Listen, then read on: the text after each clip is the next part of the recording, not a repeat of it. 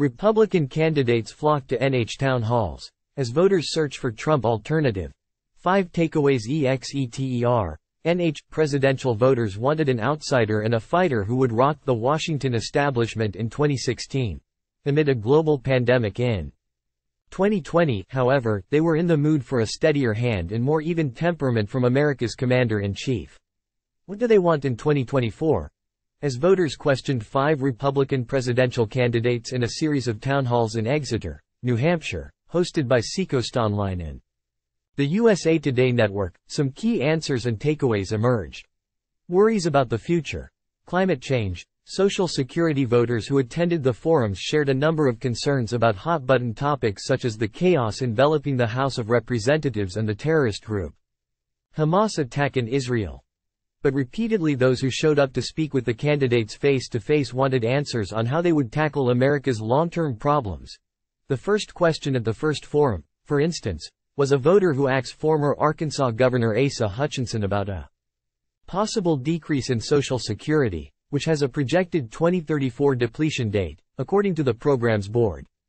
Over the course of the week, each candidate faced generations of voters born from the World War II to 9/11 era, who pressed the candidates about the threat of climate change, the national debt and the best ways to combat China's global influence. Donald Trump's dominance in state and national polls has many believing his grip on the Republican Party is almost unbreakable. The former president's bombastic style and populist delivery bulldozes those rivals, according to surveys.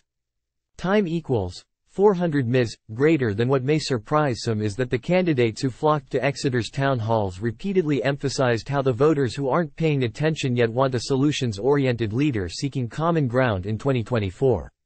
Asked about a federal ban on abortion, for instance, former South Carolina Governor Nikki Haley asserted how she is unapologetically pro-life, and that the collective goal is to save as many babies as possible and support as many moms as possible. But the former U.S. ambassador to the UN said Republicans shouldn't judge fellow Americans who support reproductive rights and should instead look for consensus.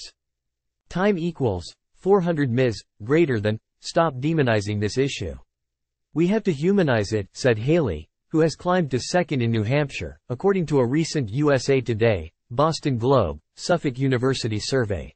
North Dakota Governor Doug Burgum also gave impassioned comments about how, if elected, his administration would look to help Americans struggling with mental health, substance abuse and drug addiction if elected president.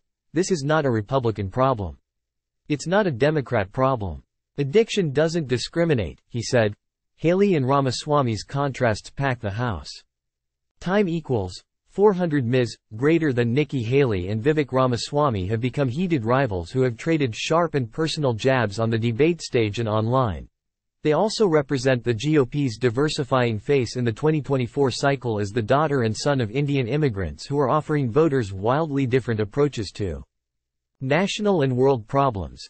Haley, who is also the only woman running on the Republican side, talks a lot about expanding the GOP tent and finding compromise while upholding conservative principles on domestic issues. Republicans have lost the last 7 out of 8 popular votes for president, she said. That is nothing to be proud of. She is more of a hawk on foreign affairs, saying Ukraine's war with Russia is a fight for freedom. We must win. Ramaswamy is the exact opposite in many ways, saying incremental reform isn't enough and that a total overhaul is needed. I favor quantum leap change, he said. Among the 5 candidates who dropped into Exeter's famed town hall, those 2 contrasting visions were the forums that had standing room only attendance, which could indicate they're on a collision course in the granite state. Time equals 400 ms. Greater than. Pence praised for January 6 role. Mike Pence has been pilloried by Trump, his old boss and running mate, for refusing to help overturn the 2020 election results. At various points on the campaign trail, people have confronted the former vice president, calling him a sellout. In one moment he was accused of treason during an event in Iowa. But others came to Pence's defense during the New Hampshire forums, saying they wanted to specifically thank him for refusing to cave amid pressure from Trump and threats from supporters who stormed the U.S. Capitol on January 6, 2021. I want people to know the way forward in this country is for us to get back to what we all agree upon. "I hope we proved in part that day, I'm that man," Pence said. Rivals urge moving on from Trump, voters skeptical during the town halls. Multiple contenders argued Trump, the frontrunner, is past his political prime. Haley said Republicans must leave behind the negativity and chaos and the baggage. Pence said Trump isn't running on the agenda we governed on. Hutchinson, who failed to qualify for the Sept. 27 debate, said how he won't lead the race based on the polls and believes New Hampshire voters should be the ones who narrow the field. "I'll make my case that Donald Trump is not the right leader for our party and our country," he said. Many voters who attended the forums this past week, however, said they feared Trump has the primary wrapped up. "The people are really wild for him," said Robert Grant, 73, a retiree from Tewksbury, Mass., who attended the Hutchinson Town Hall. "They would go to jail for him." Larry Provencher, 66, a semi-retired artist in Exeter, New Hampshire, told USA Today that he fears Trump may be the inevitable Republican nominee, adding that the former president just lost a few upstairs. Reporters David Jackson and Sadiq Shakochi contributed to this story.